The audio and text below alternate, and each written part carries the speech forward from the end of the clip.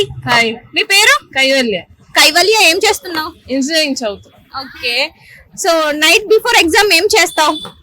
ఏం చేస్తాం అంటే ChatGPT ఓపెన్ చేస్తాం, చదువుతాం. ఓకే. సో ఎగ్జామ్ హాల్ కి వెళ్ళిన తర్వాత కాపీ కొట్టిన ఫన్నీయెస్ట్ మూమెంట్? ఫస్ట్ రో నుంచి లాస్ట్ రోకి పేపర్ పాస్ అయింది మా సార్ తెలియకుండా. Okay. So the funniest. Okay. So biggest fear? దొరికిపోయాక ఇంట్లోకి తెలియకుండా ఉండడం. ఓకే. సో ఎప్పుడైనా దొరికిపోయి ఇంట్లో తెలిసిన మూమెంట్ ఉందా? అంటే కాల్ వెళ్ళింది బట్ ఏం అడగలేదు ఇంట్లో, అదృష్టం. ఓకే.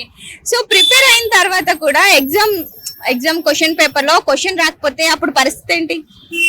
పక్కన అడిగి రాయడం. అంతేనా?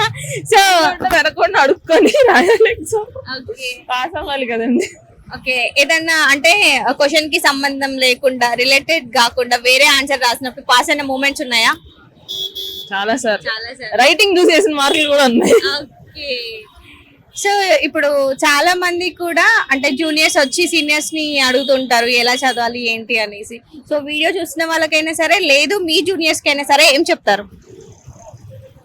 చదవండి, క్లాసులు బాగా వినండి, నాలా పడుకోవద్దు.